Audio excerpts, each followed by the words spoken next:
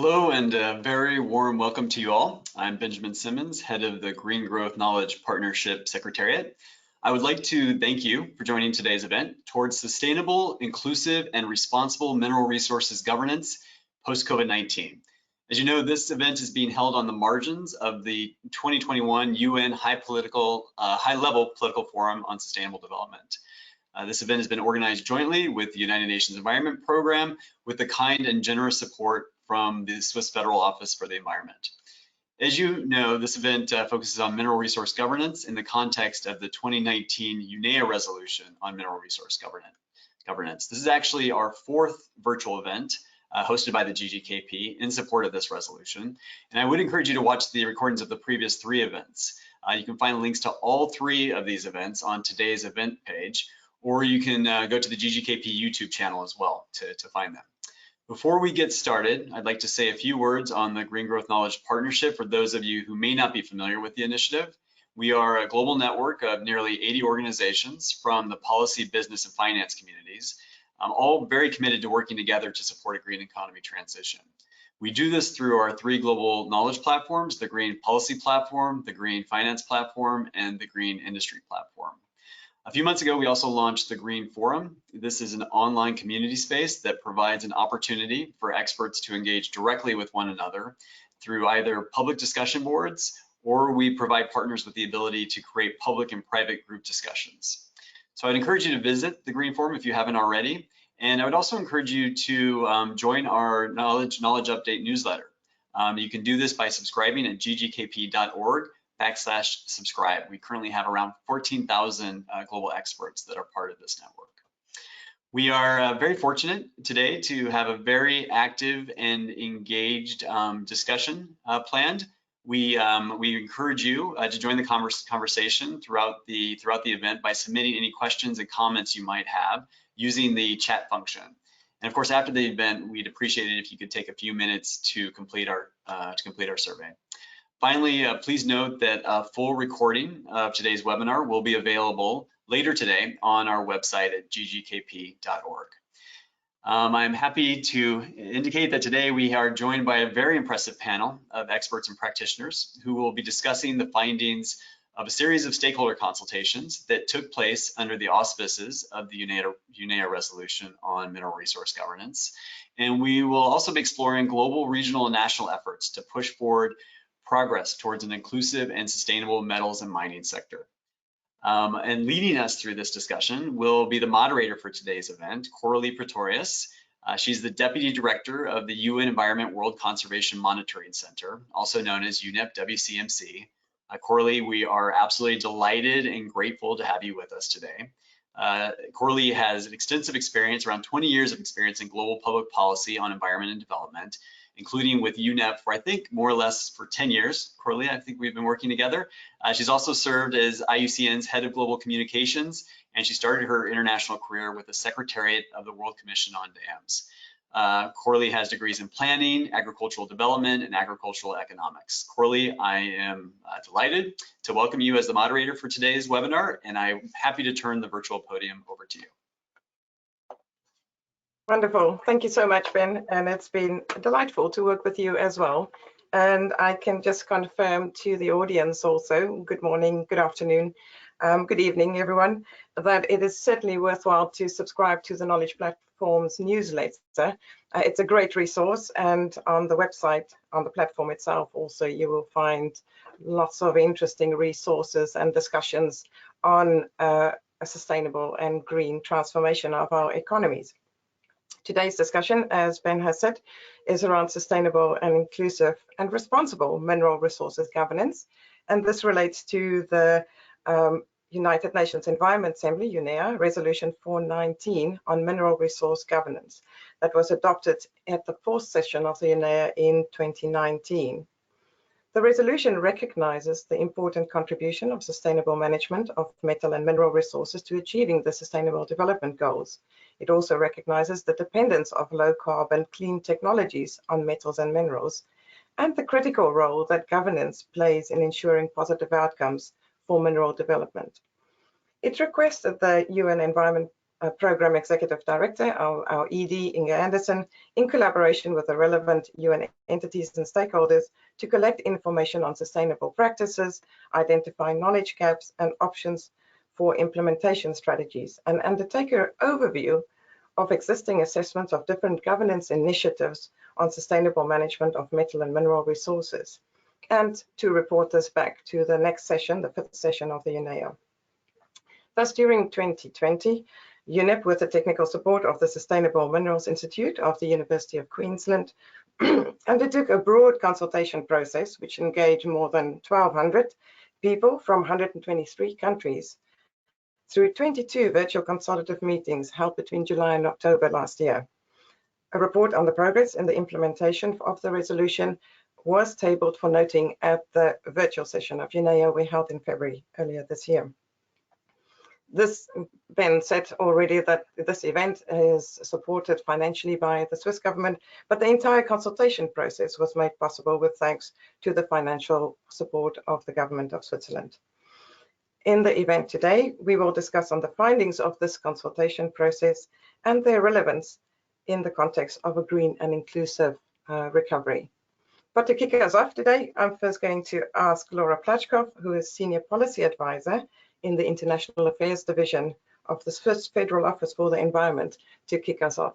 Laura, the floor is yours. Thank you. Thank you very much. Dear participants, dear colleagues, it's my great pleasure to welcome everyone to this HLPF side event and provide opening remarks on behalf of Switzerland.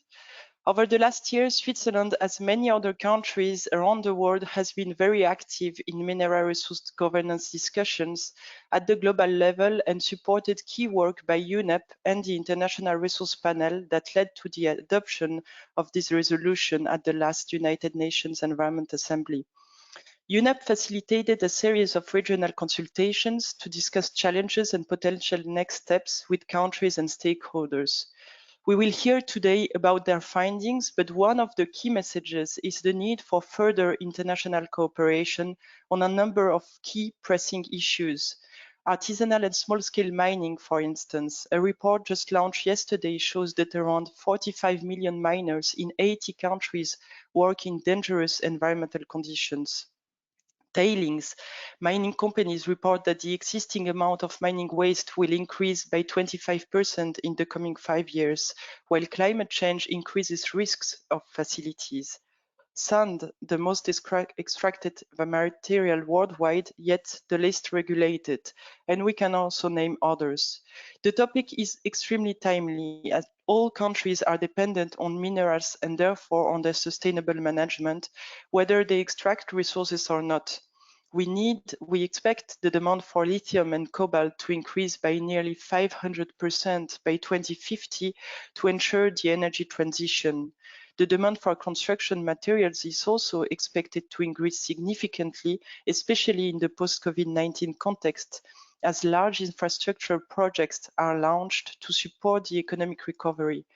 The issue stands at the top of the global environmental agenda now, and that's really good news because strengthening the governance of mining is really essential to meet our common environmental goals. At the next UNEA in February 2022, member states will have the opportunity to discuss and decide on next steps. Many options are possible. Coordination of initiatives, developing standards where there are gaps, such as in the case of sand, for instance, setting a body to manage the new industry standards on tailings. A key step to develop these options will be to set up an intergovernmental working group to take this work forward. Today's event provides an excellent platform to discuss opportunities for global actions so that all stakeholders involved can rely on the most suitable framework to meet these challenges and achieve our environmental goals. So I wish you a very successful event and looking forward to listen to the discussion. Thank you very much. Wonderful. Thank you so much, Laura. And thank you also for that vision in terms of what can happen and what the future holds, or the options that are available to us. Going forward now in the next intervention is I would like to invite Professor Daniel Franks of the Sustainable Minerals Institute, University of Queensland, to provide us with an overview of the findings of this consultation process. Daniel, please go ahead. Thank you, Corley. Nice to be with you all today. As Corley just mentioned, my name is Daniel Franks and I'm a professor at the Sustainable Minerals Institute at the University of Queensland in Australia. I've been working with my colleague Julia Keenan to support the United Nations Environment Programme on the implementation of the UNEA-4 Resolution on mineral resource governance. At the Sustainable Minerals Institute, our work is focused on developing knowledge solutions for the big sustainability challenges posed by the extraction and use of minerals. Every year, more than 150 billion tonne of rock is mined to produce around 65 billion tonne of mineral product. And that produces 72 billion tonne of waste rock and 13 billion tonne of mined tailings waste. On the other side, as it's commonly stated, minerals underpin global development and are fundamental to the achievement of the 2030 Agenda on Sustainable Development and its 17 goals and 169 targets. At the same time, the SDGs themselves don't actually contain any reference to minerals, mining or miners in the language of the goals and the targets. And this is despite natural resources such as forests, fisheries, wildlife, pasture, energy, water and genetic resources all being referenced heavily. For example, target 2.3 calls for a doubling of the incomes of small-scale farmers, pastoralists and fishers, but doesn't make any mention of the fate of the world's 40 million plus artisanal small-scale miners. Now, this is a big gap, and it's a reason why our current efforts to define an agenda for international cooperation on mineral resource governance under the mandate of the UNEA resolution is so important. If we are truly to transform our world through the global goals, then there needs to be some direction for the role of minerals within it. While our global community is in the midst of a pandemic, we must, as Secretary General Guterres has argued, also look towards how we'll build back better. And many member states have signalled an intention for infrastructure and mining-led recoveries, as we've just heard also from Laura. In the midst of a dramatic energy transition that will place new demands on mineral production, each of these paths will require us to have greater attention to how mineral resources are governed and on the environmental, social and economic dimensions of their extraction, processing, recycling and reuse. Today, I'm going to share a brief overview of the implementation of the resolution to date and some options for potential future international cooperation.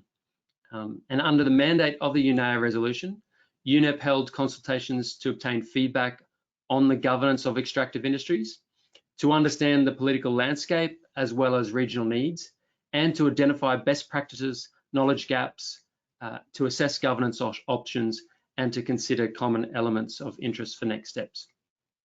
As Corley mentioned earlier, more than 1,200 people from 123 countries joined one of the 23 virtual consultative meetings that we held between July and September of last year in partnership with UNEP's regional offices.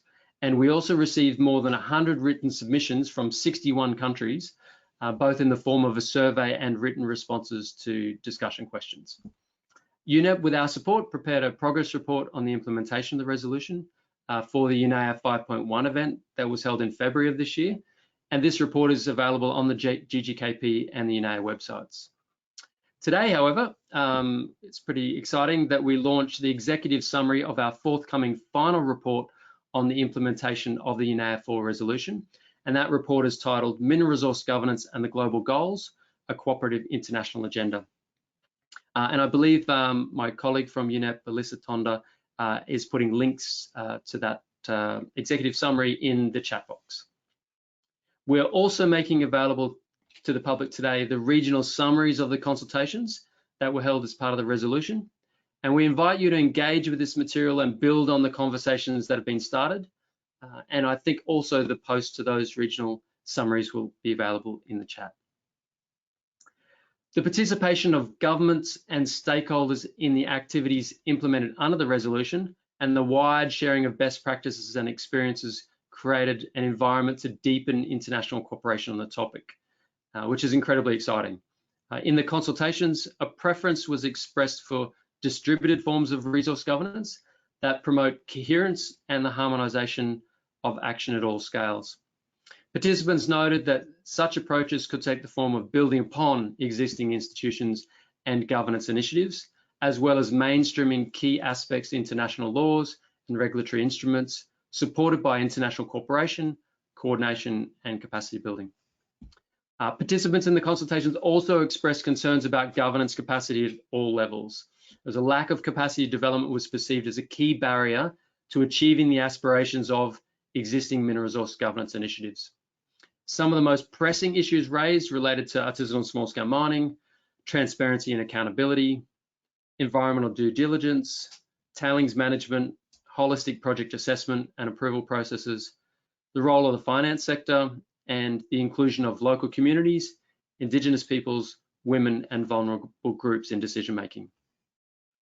Participants also expressed some concern regarding human rights violations experienced by Indigenous peoples, mining-affected host communities, and civil society actors, as well as environmental and land defenders who draw public attention to the environmental harms that can come from the mineral sector. And participants stress the importance of ensuring that there are no barriers to inclusion in decision-making across the sector. The safety and stability of tailings facilities was an important issue discussed in all regions. As many as 10% of tailings facilities have reported notable stability concerns or a failure to be confirmed as certified as stable at some point in their history. And active upstream type facilities report an even higher incidence of stability issues at more than 18%. And this elevated risk persists even when these facilities are built in high governance settings. So it's no doubt that tailings was a big part of the consultations across every region.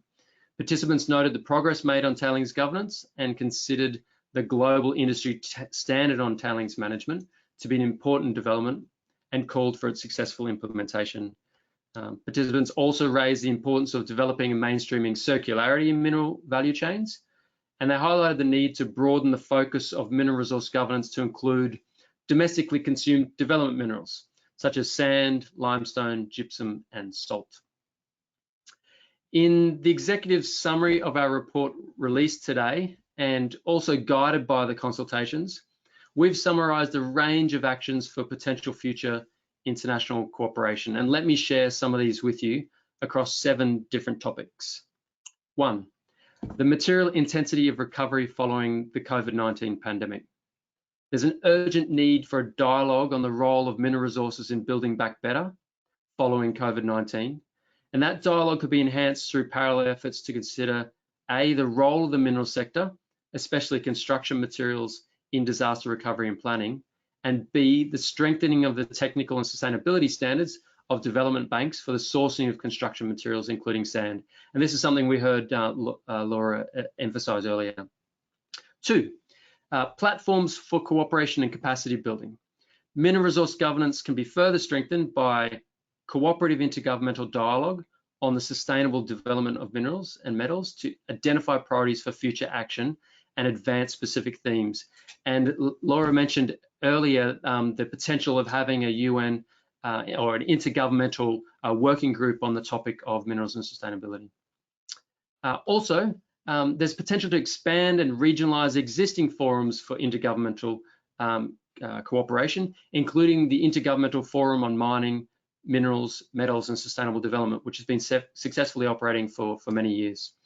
And by expanding the participation of that forum to include environment as well as the mining ministries, and also ministerial level representation, and as well as partnership with regional economic communities, there can be enhanced dialogue, therefore, between producers, financiers, consumers, and people involved in governance. Also, we'd like to see a strengthening of multi-stakeholder dialogue and governance initiatives to set minimum standards, which should take a holistic and human rights approach and consider effective transparency and accountability aspects, which may include options for legal remedy, as well as establishing a funding mechanism to scale up capacity building, knowledge sharing and cooperation between member states and other stakeholders in mineral governance. And we saw in particular that issue being raised in regions such as Africa and Latin America. 3, tailings management. So there's no doubt that the global industry standard on tailings management was recognized as an advance in the tailings governance regime, with potential to improve safety and environment outcomes. But to support the standard, governments and industry and other actors may wish to establish an independent entity to oversee, support, and provide assurance on the implementation of the standard, encourage and prioritise the decommissioning, removal, and rehabilitation of unsafe facilities, and encourage continued cooperation to collate and commission further research on innovations in tailings management, whether they be reduction of tailings, recycling of tailings, or the production of sand co-products from tailings as an alternative to natural aggregate. 4, harmonisation of and alignment of governance initiatives. There are a lot of governance initiatives out there. What harmonisation and alignment could look like is it could come through greater dialogue between member states and partners on avenues for mainstreaming existing voluntary initiatives, international laws and regulatory instruments.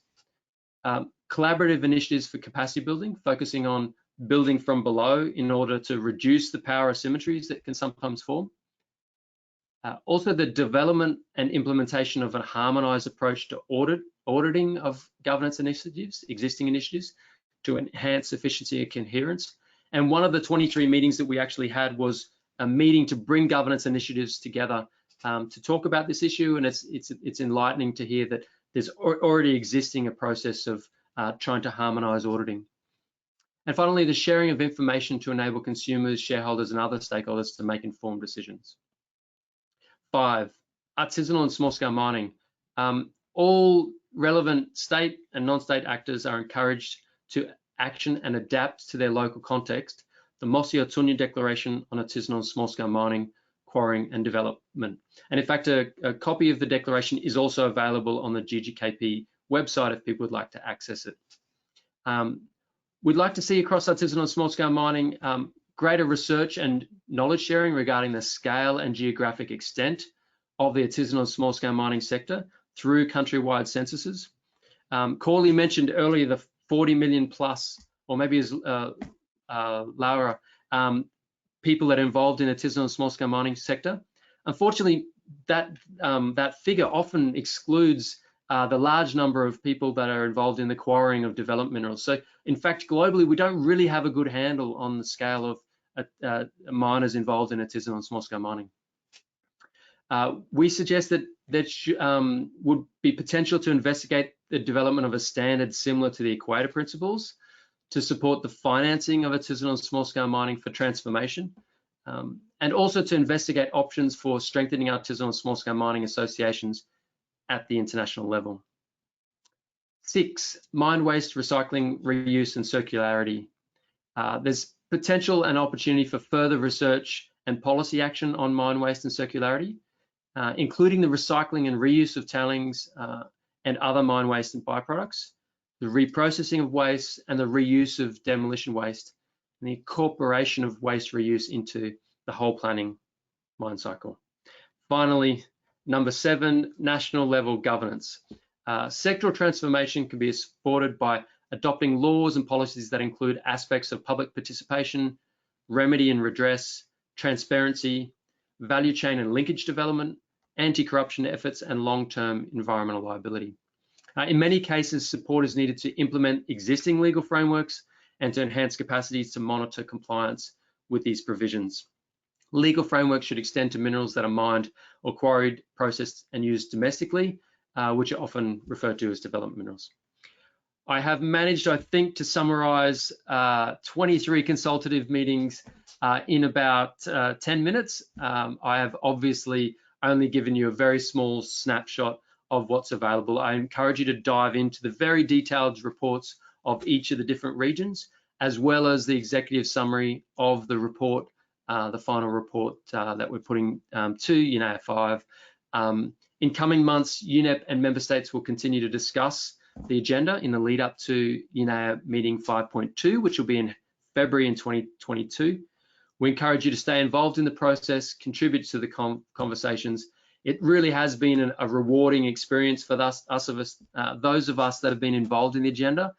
And it's really important for us to acknowledge the many, many people that contributed to make it a success. All the submitters, all of the people behind the scenes that have been holding these meetings, and especially our UNEP colleagues, Alyssa Tonda, Angela Kariuki, Lygia Naronya, and many more. I look forward to the remainder of today's session, and thanks very much for your time.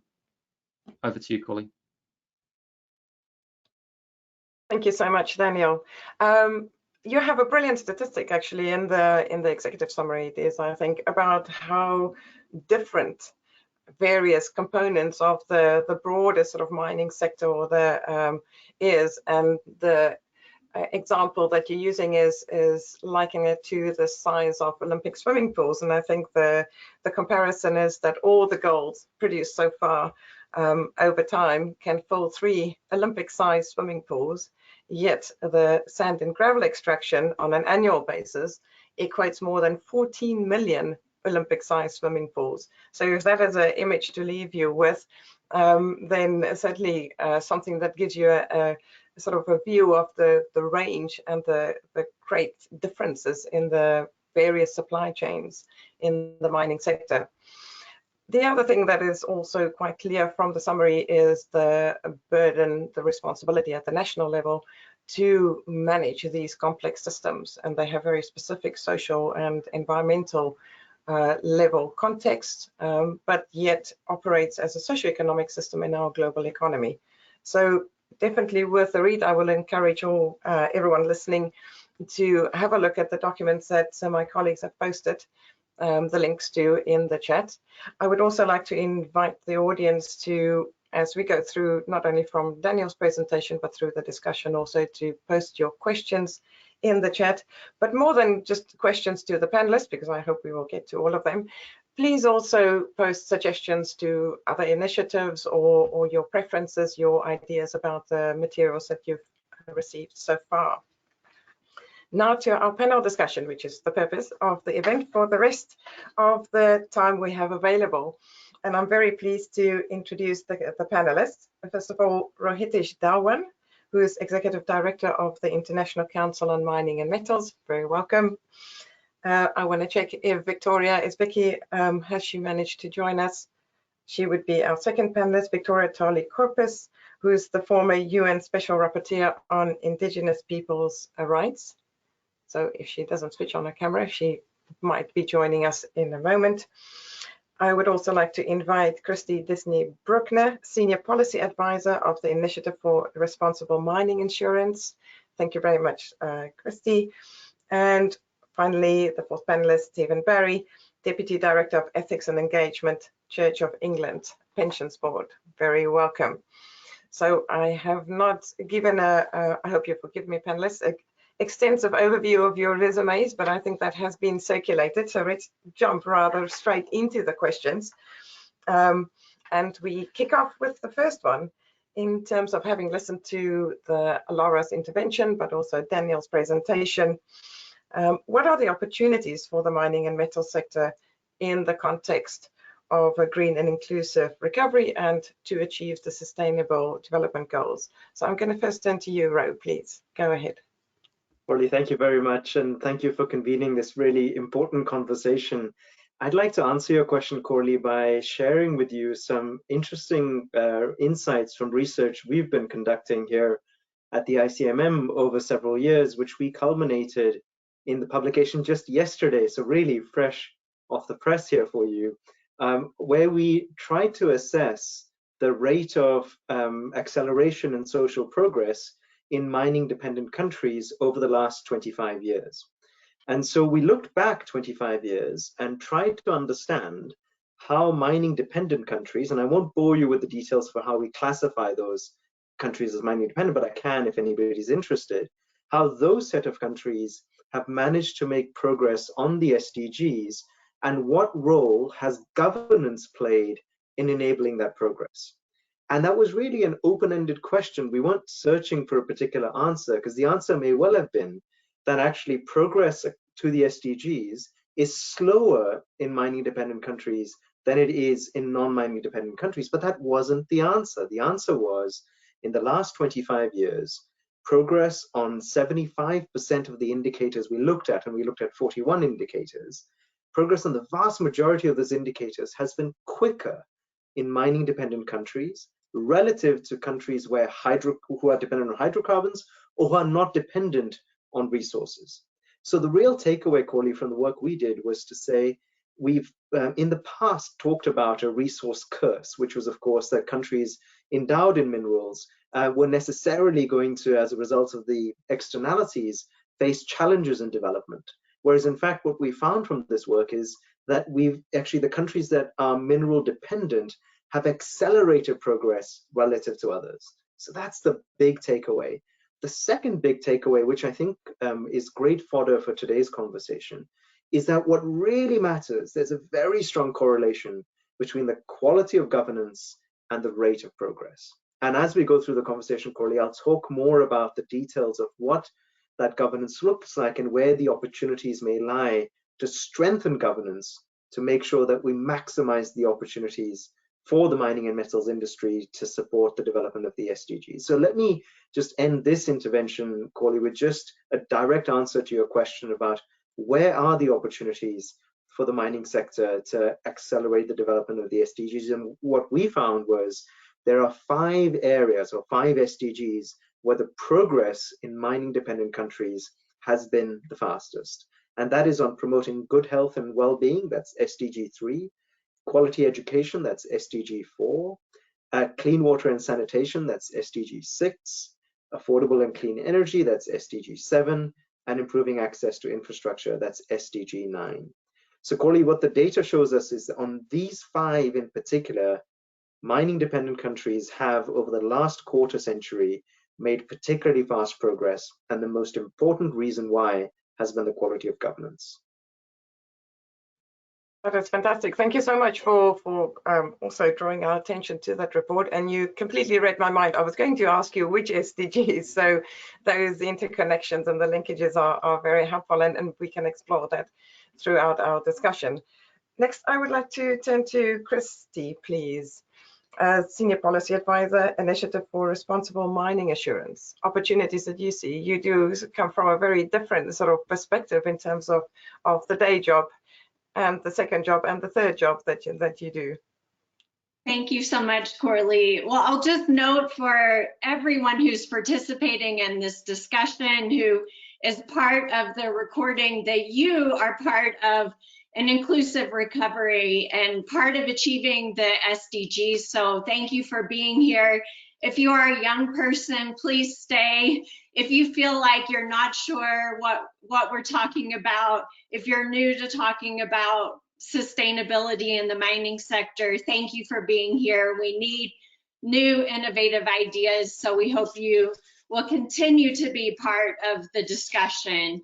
The Initiative for Responsible Mining Assurance was founded in 2006 by a coalition of non-governmental organizations, businesses purchasing minerals and metals for resale and other products, affected communities, businesses, mining companies, labor unions, and we are really focused on equitable governance.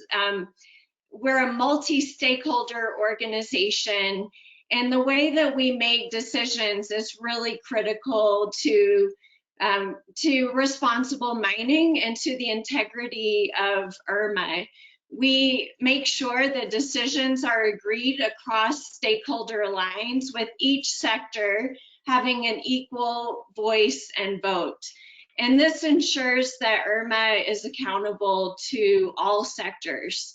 The need for multi-stakeholder equitable approaches to decision-making has been a thread throughout UN reports and resolutions for many decades. And it's refreshing to see this really tangible example of not only multi-stakeholder governance, but also of equitable decision-making, of equitable power across multi-stakeholder groups. This is so important, so that each stakeholder group is very important and has power. And we find this is really critical to achieving SDG 16 in particular, to promoting peaceful and inclusive societies for sustainable development, promoting access to justice for all, and building effective, accountable, and inclusive institutions. And we also recognize that inclusive recovery and achievement of the SDGs cannot happen where people's rights are not respected. This is why throughout the Irma standard, you see a focus on community engagement and to upholding international human rights, including the right of Indigenous peoples to free, prior, and informed consent.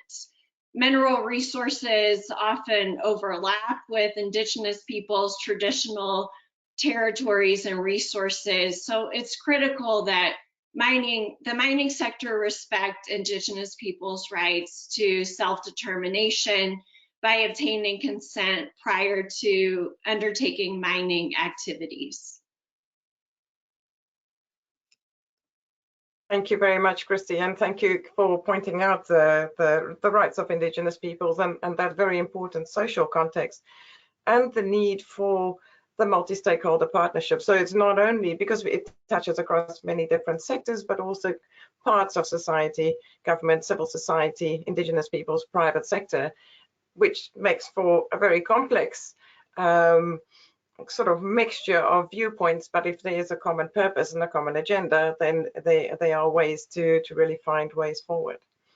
Finally, I would like to turn to Stephen Barrie, please. From the Church of England Pensions Board's point of view, ethics and engagement, what would you say are the opportunities? Thanks, Corley, and thanks for the invitation.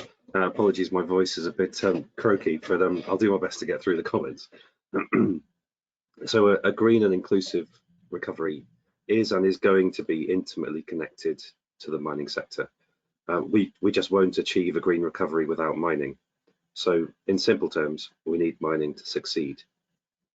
That said, as investors, we're concerned that there isn't a strong enough appreciation of the scale of the increase of resource needed, where it will come from, and what the unintended consequences will be.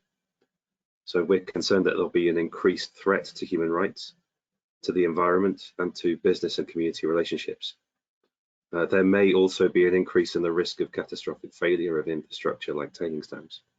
So we've been engaging as part of our stewardship approach with the sector because it is systemically important. The mining sector is systemically important. Progress could all too easily come at the cost of people and the environment, but it shouldn't and it can't.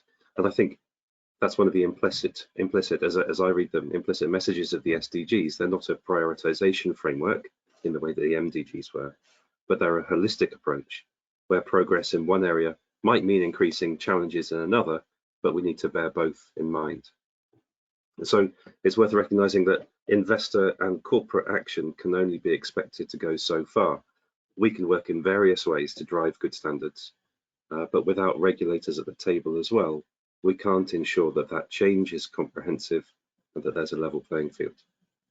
On climate change, the nationally determined contributions and ideally carbon pricing need to match the net zero ambitions of companies and investors, or we risk losing the progress already made. In the mining sector, the disclosure request that we issued to the mining industry after the Brumadinho disaster generated responses from 65% of the mining industry, who began reporting all of their tailings facilities on a dam-by-dam basis. And for some, that was the first time they'd done that. Regulators could bring that to 100%. Now, the points that I've raised are not to challenge the consultation's recommendation that governance should be distributed, coherent and harmonized, but I just emphasize the point that we should work to ensure that good standards are international and comprehensive. Thank you very much. I think you undersell, if I may, the role of the investment community slightly there, because as you have self indicated in terms of the response that you received to the request for disclosure, it's certainly a very influential player in driving change, in driving disclosure, in driving corporate performance. But I completely recognize this is one of the elements in the mix that needs to come together for a successful sort of governance system or distributed system, whichever way we find to organize these connections in what is really a global socioeconomic system, especially if we want to achieve the SDGs, transition from where we are at the moment in terms of the job losses, the economic impact of the pandemic, and so forth. So thinking about the options and sort of where are our intervention points in this global system, what would be your preference in terms of, or where do you think are the levers in terms of global, regional, and national level interventions? Maybe I start with Kristi this time around. Sure. Well, first I'll note that Irma and voluntary sustainability standards in general are not intended to replace strong laws and institutions, but should complement those. But we work with governments and with intergovernmental organizations, and Irma certainly can be used as a resource to develop legislation, to frame public procurement practices, and even to provide proof of compliance with laws. So governments can use compliance with the Irma standard, for example, when developing national mining indicators. But the Irma standard for responsible mining was developed over a decade of multi-stakeholder work and 2 rounds of public consultation. And as the United Nations knows, the process is just as important as the results.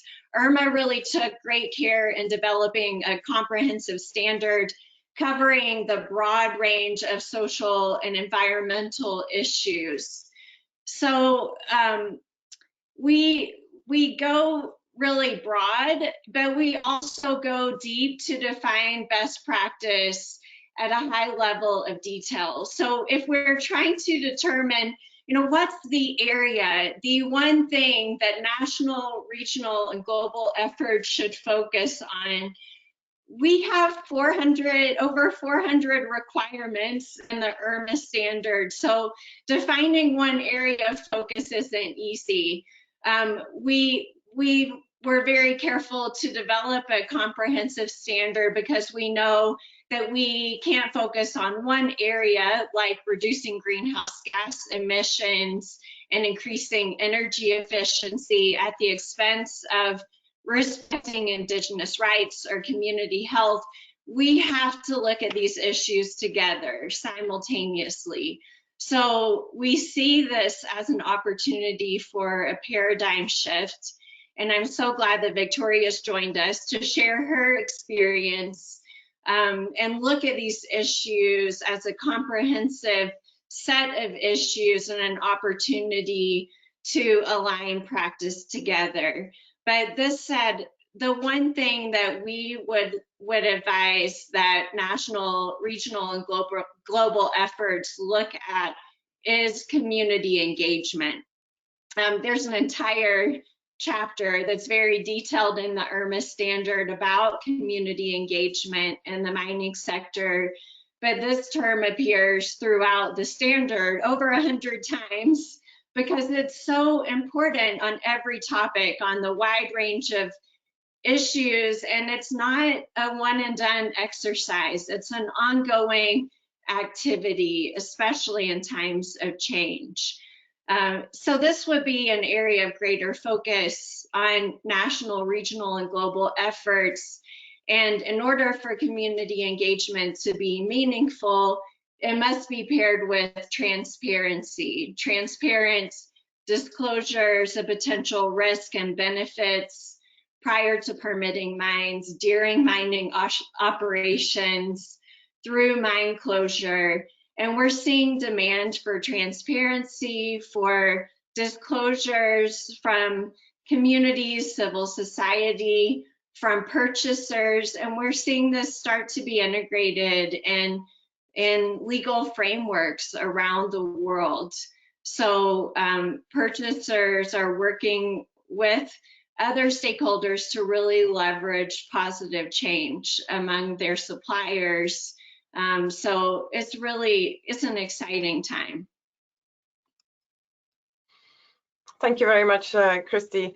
And yes, absolutely, the combination of voluntary and regulatory, I think there's a critical role for voluntary standards to also be able to have the flexibility to apply more than minimum regulatory standards, but also to bring in sort of concentric circles of reach in terms of different specific subsectors or different types of companies or different governance arrangements.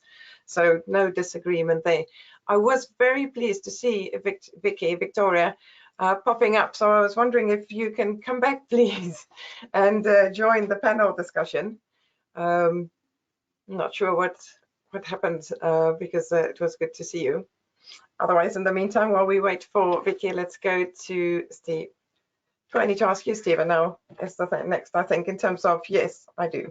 In terms of what level? Global level, regional level, national, where can we work together on these opportunities? I'm back. Thank you, Vicky. Can you be gracious, Stephen, and I give Vicky a chance to join the panel? Thank you very much. Very welcome, Victoria Tali Corpus, former UN Special Rapporteur on the Rights of Indigenous Peoples. We are in the second question already, but please join the discussion. And we are talking about opportunities or challenges in terms of mineral resource governance and the green economic recovery, and also where can we work together most effectively to address or to realize some of these opportunities. Over to you. Yeah, well, I've heard, sorry for being late. I've heard what Kristi has said, and indeed, many of the points that she has raised in relation to how to ensure better management and the work around mineral resources and metal resources in communities should happen. I have been engaged with this issue for a long time, because my region, the Cordillera region, is one of the regions in the Philippines where mining became very active since the turn of the 1900s. Our community, we were the ones who have been producing 75% of the gold, silver, and copper that was exported by the country. So we do have a long experience with the mining industry, and of course, a lot of this, many of these experiences, I cannot deny that it has indeed brought economic growth, to the city, to the town, to the province where the mines were happening. But it has also brought about some serious environmental problems, And for 100 years since the operation of these mines, we haven't seen a lot of good rehabilitation of the communities which were destroyed. The communities where the mines operated had buildings, a whole school building collapsed, because it's open, it was tunneling, and then it shifted to open pit mining. And so that the people are still demanding that there should be rehabilitation for the environmental impacts of mining. And I think that's an issue that needs to be discussed also more substantially. What are the measures that can be taken to ensure that, when the mining company leaves, or even while it's operating, that environmental sustainability is also ensured. What some companies in the Philippines have done, they have been sort of putting in the bank some money for rehabilitation, but sometimes, in some cases, it's very late. The devastation is so serious that it's very hard to rehabilitate these areas, and some of these communities sort of became like ghost towns, And so I think that's an issue that needs to be dealt with. In the indigenous peoples, of course, it was mentioned earlier about what are the rights that indigenous peoples have when their communities become mining communities. And of course, we all know what is contained in the UN Declaration, that the free, prior, informed consent has to be obtained. And of course, there should also be discussions on how to equally share the benefits, between the corporation and the people. At best, what we see is that it provides employment which is something that we should not minimize, but of course the rights of the miners as well, no, to have a safe occupational safety, as well as to be compensated fairly is there, no. So I think those are just a few points that I can add into discussion. The whole issue of governance, transparency, and accountability are very crucial, no? And usually, what happens in many you know, as a special rapporteur, I've gone through a lot of countries where mining is happening, and the big problem that's always raised by indigenous peoples is that they are not consulted at all. No, when the government decides to bring in a mining company, there's no consultation done with them, and then in fact, in some cases, like in here, even here in the Cordillera, some anthropologists were hired to say that there are no indigenous peoples in those communities. So those kinds of things also are seen in different parts, no. So I think that's sorry, did you lose me? I'm still there. You're still there. Please continue. Yeah, I'm still there. Okay. Something came up my screen. Yeah, so I think that those principles, ensuring better governance, ensuring that indigenous peoples are provided the adequate information for them to be able to understand what are the implications of this, both good and bad, and of course doing the environmental impact, environmental and social and human rights impact assessments. I think the human rights impact assessments has come in later, but that's something that we encourage companies and states to do as well, no. And of course, in some cases, and I can also cite a good case in my region where there was a mining company that wanted to come in, and then the people had the consultations and they decided that they don't like it. So they were the ones who engage, but more in small scale mining, and they think that is a better option for them because they are in better control of the operations, and it's smaller scale, no. So it doesn't destroy. Of course, the standards that need to be put in place should also be there, no. And our country has a law on small scale mining, no, that allows a small scale mining, and it also has a set standards for the small scale miners to do, because I often hear the argument that, you know, it's better that you bring in these corporations because they are better in terms of you know, ensuring that they comply with the standards, occupational and health and safety standards, and the small scale miners don't do that. But I think in the Philippines we have seen situations where they can do it, you know, and then they relate to the mining company, to the bigger company, when they have to trade some of these products, no. So so I think that on the whole, I would say that there's still a lot of challenges, no, in relation to mining. And I know that countries where these mining companies come from, whether Canada, Australia, or the US, they have their own standards that they apply in their own country. But sometimes these standards are not applied in the countries where they do their investments, especially in the developing world. And I cannot blame entirely the corporations, because of course they always say that they just comply with the laws in our own country. And in some cases, maybe there are not adequate laws for them to comply with. So it's the responsibility of both the state and the corporations to really, and of course us as indigenous peoples, to put in place laws that will govern the operations of the mining and mineral industry, no? And I think that's something that you can also work on, and I hope that you know, that whichever you know, the International Chamber on Mining and Minerals, or whatever body, will help also in doing that. All those who are engaging in the business and human rights framework, that's the thing that they also need to do. How can they support the efforts of the countries to set up national standards that will also govern the mining operations? But how will it ensure that the standards in the country, the country of origin of these corporations, are equally applied as standards in our own countries, even if there's no law that that says that? You know, I think it makes it's very logical that if you have a standard in your own country and you go and operate in another country, then you have to apply the higher standard, the standard that you have. And that's always the bone of contention when I speak also with corporations and of course the richer countries. And that's what we are putting in the table always. How are you applying your own standards in the developing world? No, so that there will not be a double standards, that you have a higher standard in your country but not in ours.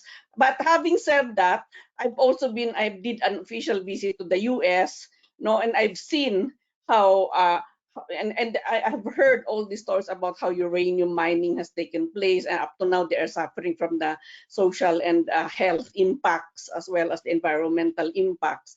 So, you know, so this is still a reality that you see. And then what I have heard is that despite these impacts, the measures taken to address these impacts were not adequate at all. And many families are still suffering from that. So the adequacy of the kinds of, redress, or at least addressing these bad impacts, should really also be a subject to be discussed between the indigenous peoples and the mining corporations. No, I think that's all for me now. Thank you so much, Victoria, and thank you for raising the very important points around both substantive rights but also procedural rights. I think that's really important. And then the point about sort of internal consistency and internal coherence of company policies and how that is applied in different regulatory environments. So that really sort of brings some of the key elements in terms of the governance mix together in terms of company policies, voluntary standards, but regulatory environments, and how these are very different in different places of the world, but still contribute to the same sort of supply chains that really underpin our collective economic and social development. Thank you for the intervention. Back to Stephen, please, in terms of the interventions at the different levels, global, regional, national level. Where are the opportunities? Thanks, Corley. And actually, my comments are going to echo and reinforce many of Victoria's. So we believe there's a key role for innovative partnerships in driving global standards, and that's broadly reflective of SDG 17. So institutional investors tend to be global investors. So it doesn't really matter if one jurisdiction, nation or region can demonstrate best practice. Canadian mining standards are pretty strong, but Canadian listed companies operate in all sorts of jurisdictions. So investors with broad portfolios have interests in international standards. And over the last couple of years, we've worked to create some really interesting and fruitful partnerships. Namely, we've been privileged to represent the UN-backed Principles for Responsible Investment and its 4,000 investor members, and a core group of 100 investors with $23 trillion of assets under management in co-convening the Global Tailings Review under an independent chair, Professor Bruno Oberle, and with an independent expert group. And we co-convened that alongside industry represented by ICMM and UNEP. Thank you to Lygia and Elisa for your leadership in that. And that process led to the first global industry standard on tailings management. And part of the motivation for that was exactly the point that Victoria raised, that we identified that there were multiple standards operating and the far too great a risk that there was just a defaulting to the lowest common denominator in whichever jurisdiction that was operating.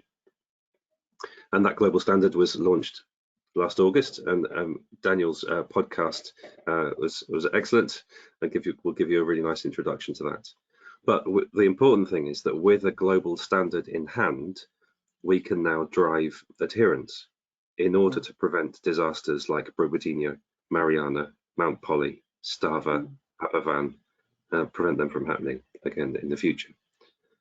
We can do this through our asset managers, through our stewardship approach, investment stewardship approach, including engaging with corporate boards, through proxy voting at AGMs, through encouraging regulators to consider adopting these credible global best practice standards that were developed through a multi-stakeholder consultative process. We are currently, and Daniel mentioned this earlier on, that we're currently working with UNEP to establish a global tailings institute to drive that implementation going forward, to provide an assurance mechanism that can give us confidence as investors that the companies we invest in are applying best practice standards in this critical area, and to maintain the standard as innovations bring changes to the industry. So this is very much ongoing work. It's a live question, and we're working towards driving that implementation of best practices.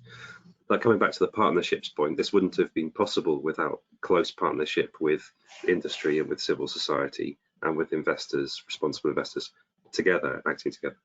Sometimes those novel kinds of partnerships can be uncomfortable, but what they promise to do is socialize achievable but demanding best practice among different sorts of actors, including civil society, including industry, and the financial ecosystem, including investors, bankers, and insurers.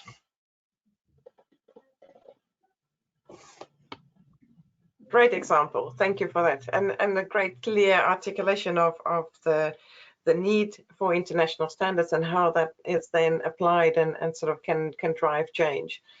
Many thanks.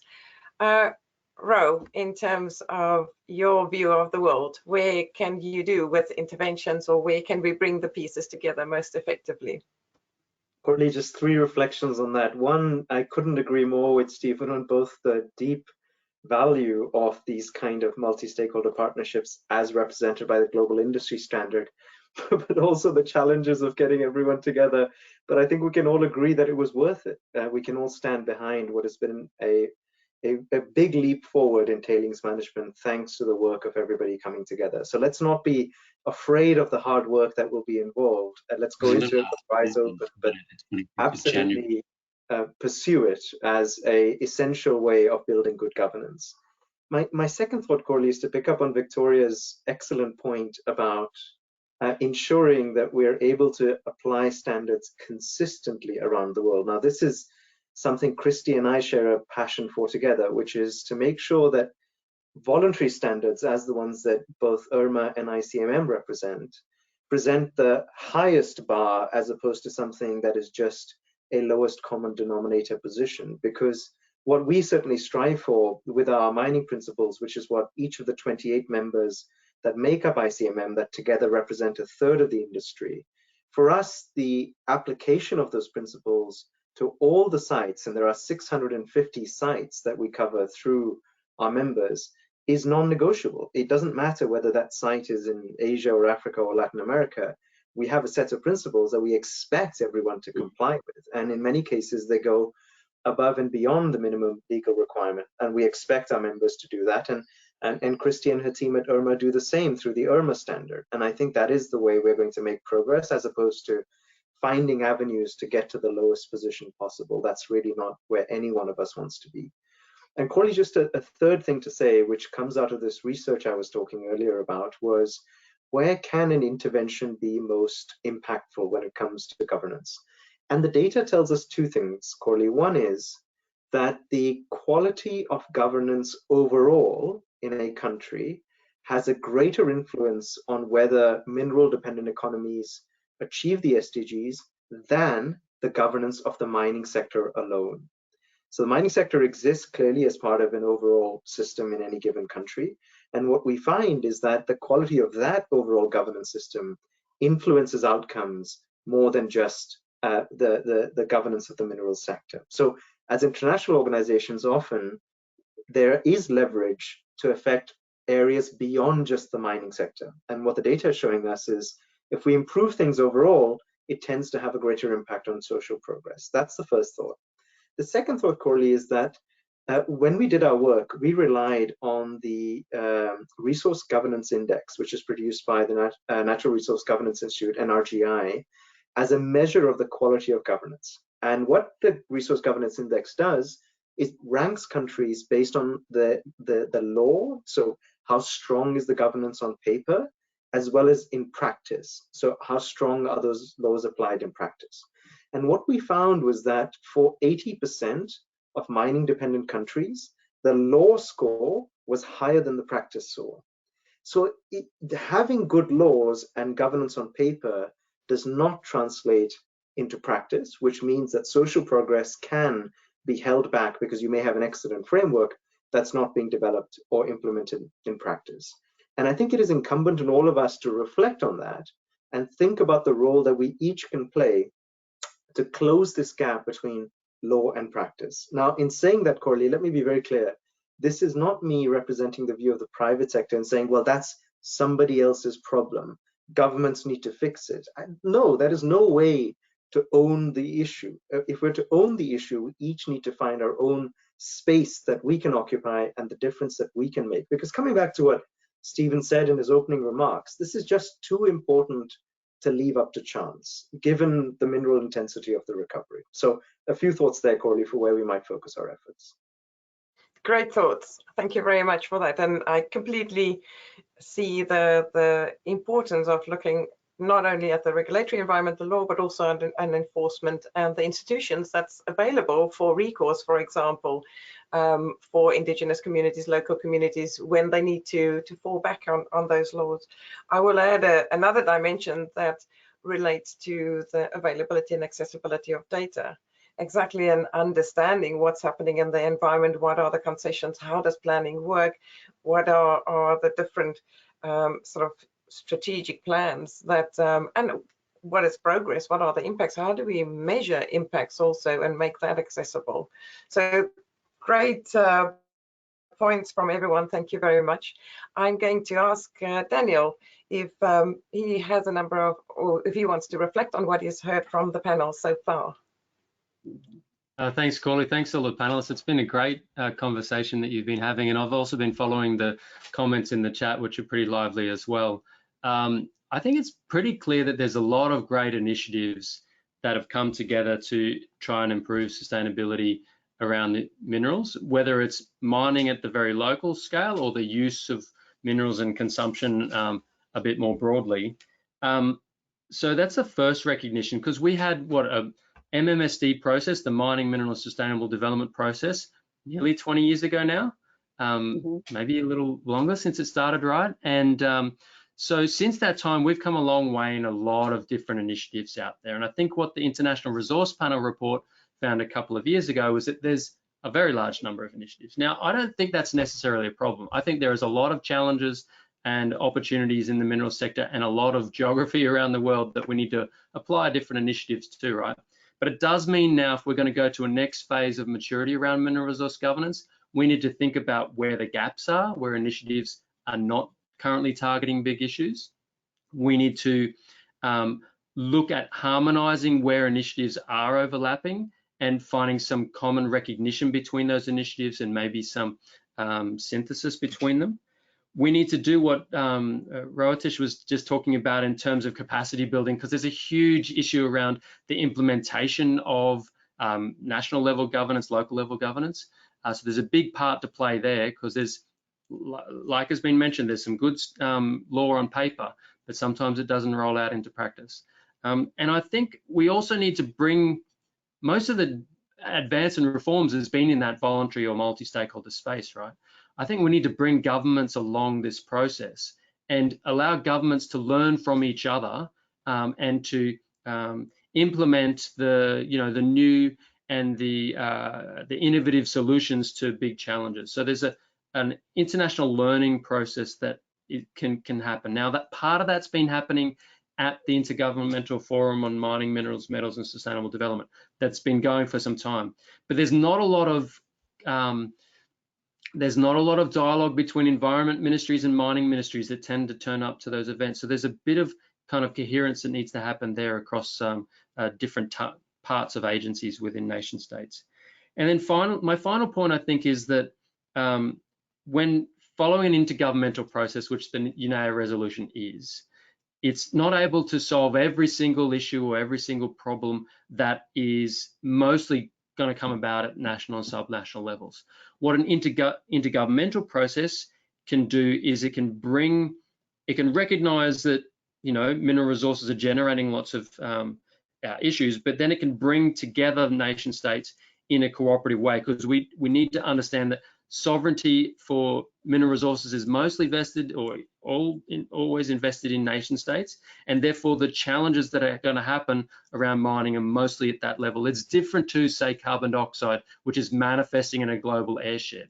Most of the challenges around minerals are going to be very local, or they're going to be nation level issues when it comes to economics and social issues, right? So if we're going to come together on these issues, we need to bring nation states along, and we need to think of ways in which we can advance together some international cooperation to address some of these challenges. Very good. I think very helpful. I see that I have also, with my swimming pool example, highlighted the fact that we keep on being obsessed with output and measuring output only, and we do not have a swimming pool equivalent for the volume of tailings and maybe environmental impact. So I'll put that challenge back to you, Daniel. Maybe you can calculate in terms of environmental impact and waste created, whether we can have a swimming pool equivalent for that in volume. But that was just mentioned we do very actually, accurately. Great, you have it. A plug for the executive summary. There is some measure of mineral waste in there as well.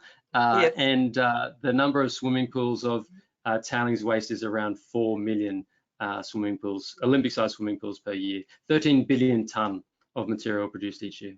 Wonderful, because I think that is part of the transition in our own articulation of the full equation in terms of output, but also impact and dependencies and sort of the social distributional aspects is another aspect that was raised also. And I don't know, Ro, whether that came up in your in terms of growth, whether you also in your report or in your study looked at the distributional impacts of growth, because not all growth pathways are equal, of course. So that's some of the questions that I looked at there in the chat box. There is questions around touching maybe on the circular economy, greater resource efficiency component of the green and inclusive growth in the mining sector, and we haven't spoken so much about that. And that's really also in the sort of the intersection where technology and that kinds of transformations and supply chain management, looking at the mining system from that perspective, and not only at the sort of the landscape level impacts, if you like, that we touched upon earlier. Ro, from your point of view, what does it look like in terms of increasingly sort of deploying circular economy strategies to also change our rate of extraction, if you like?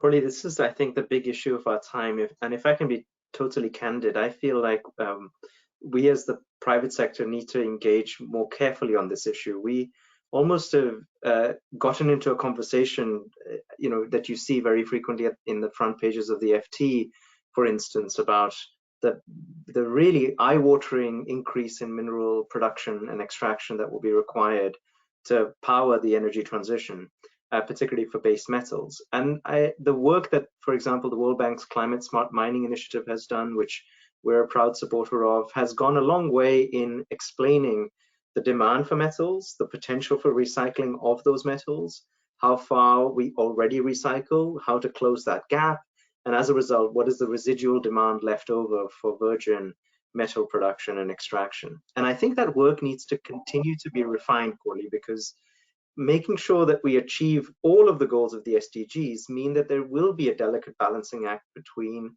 the circular economy solutions and virgin extraction. What we know for sure is that there will be some level of virgin metals extraction and production in order to meet the growing demand.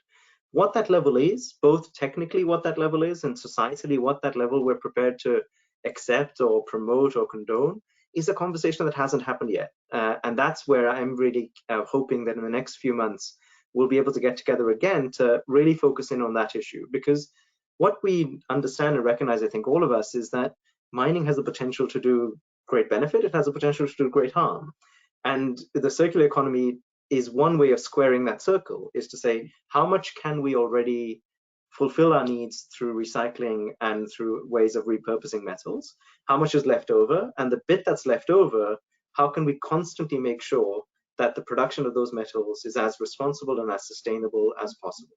And that is where, of course, Irma and us and others are working to achieve exactly that goal. And as Daniel says, there's a lot focused in that area. But Corley, I think you've really touched on the one issue, which is the circular economy, and how, if we were to pursue circular economy solutions to their maximum potential, what would that mean for the mining and metals industry as it's traditionally functioned? And what does good look like from that point of view, which I just genuinely think we haven't engaged as deeply as we ought to. Yes, because it also has very it's a difficult looking at the supply chains and then bringing in your circular economy approaches. It is to some extent beyond the national level, also the way that our global supply chains work. But then the complexity of it also requires that you need to find ways to make it manageable. So whether you work with subsectors or different configurations. So I think in terms, it's not only a sort of economic technological challenge, it's also organizational challenge in where do you start to bring these changes into play. There's another question around how would we know? So how do you verify how what's happening and how the company is performing, for example, in terms of what is shown or published in its report? So I'm going to ask Kristi that. How do we know? How would we know? Well, this is absolutely critical to Irma, and this was the question, that really led to Irma. How do we know what responsible mining is, first of all? And if we define what responsible mining is, which we have attempted to do in the Irma standard for responsible mining, how then do we apply this at a mine site level? So the Irma system looks at certification at the industrial scale mine site level, looking at individual mine sites, and it does apply to all mines and materials. And we look at certification at the best practice level. And we meet mines where they're at the moment, and look at a way to encourage improvement over time through increased transparency and transparent reporting that's available after an independent third-party audit. Results from Irma audits are shared publicly. So this is really important for the Irma standard. So Irma's assessment assurance process requires that audits are publicly announced ahead of time, which is so important when looking at any certification or auditing system, so that stakeholders have an opportunity to provide input into the verification process. We require a two-stage audit, so not only desk-based review, but also an on-site visit that requires not just talking with company management, but talking with communities and other stakeholders about their experience on the ground with that mine site. And we provide detailed reports, scored reports as a basis for the rating to explain how requirements are being met. And those are made public. So you can find on Irma's website the audit reports, and stakeholders, anyone, but we encourage also community members, stakeholders on the ground who don't agree with audit reports, who have an issue with the audit process, who don't like the Irma standard itself, to use Irma's issues resolution system procedure to give us feedback. So all of these components of the assurance process are really critical. Irma members must commence an audit on a mine site within a year of the process of becoming an Irma member. So if you look at Irma members on our website, you'll see that some members are pending, and this is one reason why they have to go through an audit process. So this is part of that audit and assurance process that's very thorough and has a transparent multi-stakeholder approach. Thank you very much. I think very helpful. And are your sort of audit reports or the outputs that you provide used by all these different stakeholders? So they not only have the opportunity to provide input to it, but they also draw on it for their own purposes. Yes, so we're starting to see more examples of that. For example, the Zimbabwe Environmental Law Association has been using audit reports, and we're putting together now some guidance for communities to help them use and analyze audit reports. Irma audit reports are over 100 pages long, so balancing the level of transparency can be a challenge. We want to give a lot of information to share, to be transparent, but we also want to give communities the tools they need to understand this report and make use of it, because as I shared before, Irma is accountable to all stakeholder groups, including communities, directly affected communities and civil society. So we need to give them tools to make use of these reports in addition to giving input on the report itself. Absolutely, because that sounds like a fantastic resource that communities can also use, not only sort of in documenting change over time, but to use in different applications subsequently also. I see we have 7 minutes left, so I'm going to ask you for a sort of a closing observation in a moment, and I would like to start with Victoria, please. I just want to recognize a comment from Pippa Howard, a colleague of mine, talking about deep sea mining. And I think we have erred on the terrestrial side so far in the discussion, maybe by implication, but this is also a point that, of course, is as part of the mining system is mining activities in the marine environment. So I just want to recognize that I don't have specific questions, or I can't start the conversation around that right now, but I think it's something that going forward, definitely something that can be put into that responsible mining governance box. Slightly complex in terms of arrangements on the high seas, of course, those of you that are following the negotiations around the areas beyond national jurisdiction. But yes, so flagging that. Closing statements or observations, last thoughts. Victoria, please.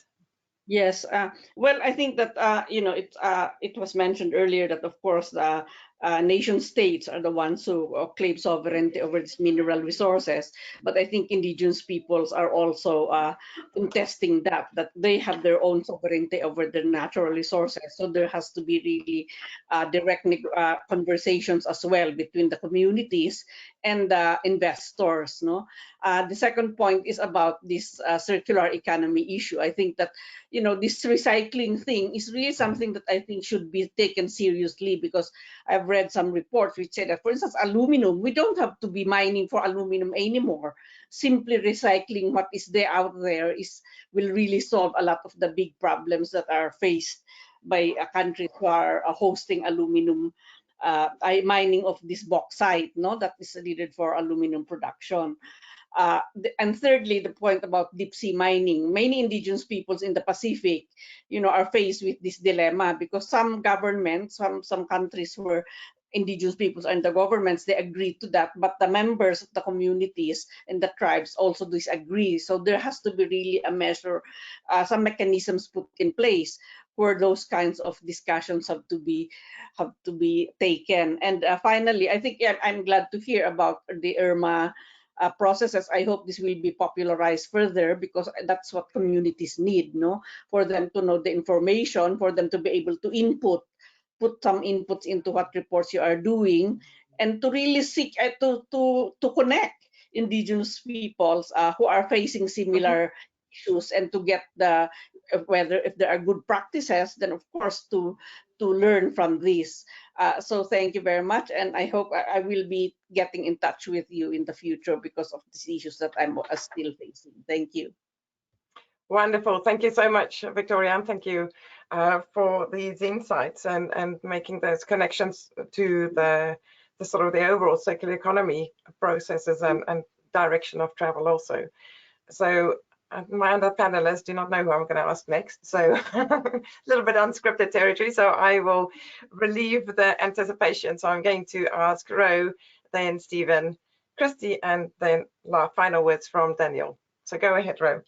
Thanks, Corley. Just very quickly, one reflection is this takes time. And I think in having this conversation, I think we're all sort of committing ourselves to doing this for the long haul. And, you know, that may sound like an obvious thing to say, but again, just to share a nugget from our work, you know, when we looked at which countries, mineral dependent countries, had progressed the most in the last 25 years, the countries that came to the top were Indonesia, Bolivia, Botswana, and wait for it, Peru. Now, if you just read the headlines of the last 6 months, you would not expect Peru to be on that list. But when you expand the aperture to the last 25 years and track progress in Peru, you see how governance has helped maximize or at least increase the benefits of mining to a country like Peru. So I use that just as a parting thought, Corley, to say this will take time. It is hard work, but it is vitally important. And if perhaps, Corley, you bring us together in 5 years, hopefully we'll all be looking back and thinking we're proud of what we are 5 years down from this conversation, and maybe it'll be another 5 years from there before we feel like we've really made big strides. But just that one thought about it, this takes time, but it's worth it. It does, absolutely. But I do think, you know, the whole sort of socioeconomic transformation, green growth strategies, implementing those will take time, but we need to put for ourselves also particular milestones so that we know that we are progressing in that journey. So, and we also need to recognize that from a financial investment point of view and an economic cost point of view, that it requires transformation of assets and transformation of investment patterns. So absolutely it takes time, but it's not open-ended. So I think we also need to do what we can to accelerate this trajectory to sustainable and inclusive mining practices. So now, actually, I can't remember what I said who I'm going to ask. So I'm going to ask Stephen, please, and then Kristi, and then Dan. Thanks, Corley. There's going to be a bit of boring coherence among the panelists' answers, I think, here. Well, from my point of view, anyway. So there's no silver bullet. And I don't think we should be looking for one key action or key approach to solve problems. We need long-term interventions, 10 years plus, with many stakeholders involved: civil society, industry, governments, investors, bankers, insurers, mining companies themselves and their suppliers, in order to drive the kinds of systemic changes that we need. We need changes in culture, practices, policy, within a global and impactful sector that has made significant and tragic mistakes in the past. So our investor group has started to sketch out key issues for the mining sector and its social license to operate. This Agenda 2030 for the mining industry will look at, among a number of things, climate, including decarbonisation, environment, biodiversity, indigenous rights, tailings, critical minerals, and the pipeline of engineering expertise, among other issues. So lots of important systemic issues and very few quick fixes. Sounds very good. We hope we can accompany you on in that journey. Kristi, final observations. Well, I see that attendees have stayed with us to the end, so thank you. And we're so glad that you've been part of this full time with us.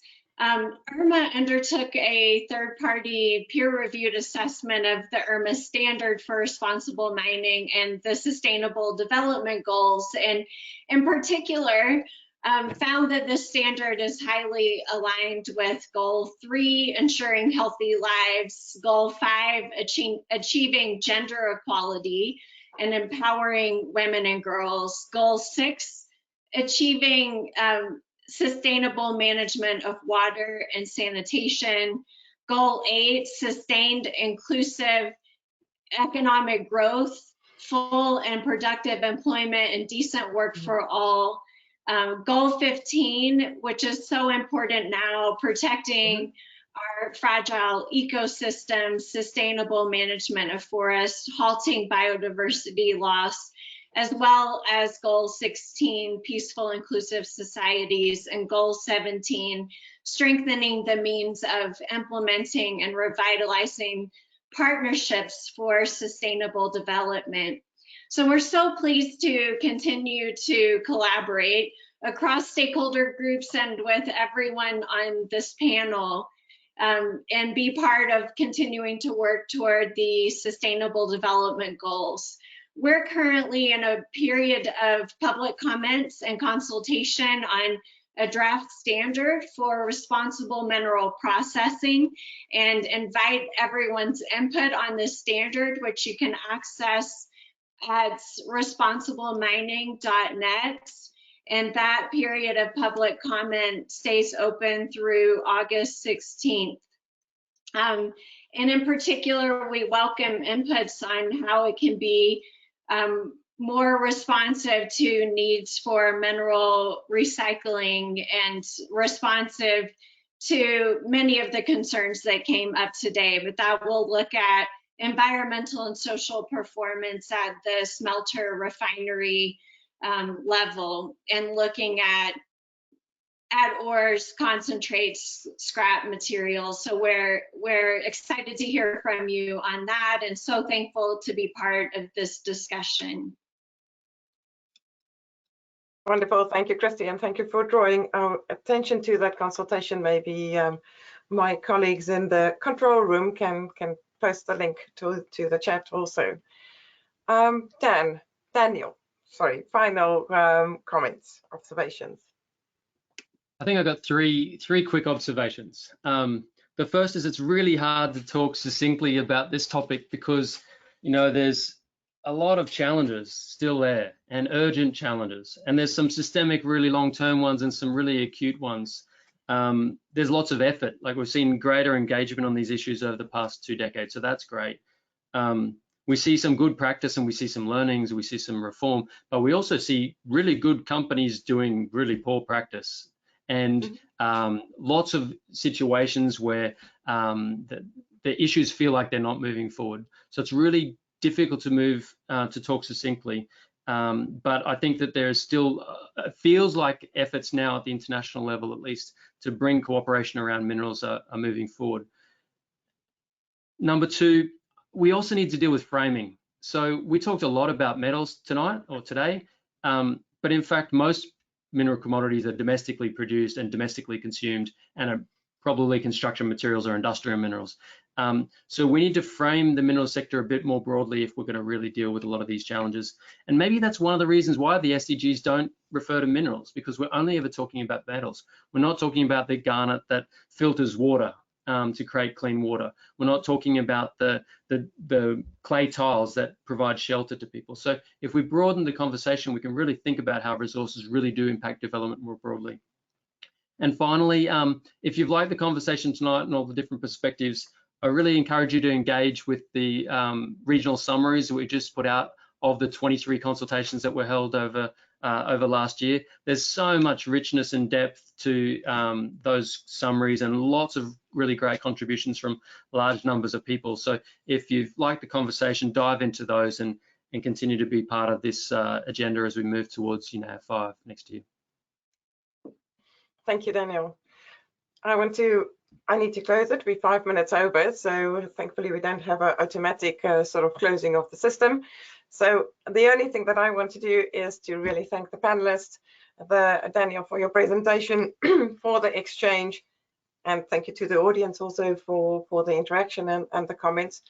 Fantastic dialogue. I look forward to many more, actually, because as you say, it's it's not really the beginning. That would be disingenuous to call it the beginning. I think it's part of a process, a multi-stakeholder, but a multi-dimensional process also. And there are different variables that we need to think about, whether it's framing, organizing, bringing pieces together, that need to go together as the package to really deliver on sustainable development and on sustainable socioeconomic systems that's dependent on minerals and metals. So with that, thank you very much. I'm going to close this, and good afternoon, good evening, Daniel and Victoria, and a good rest of the day. Thank you. Thank you.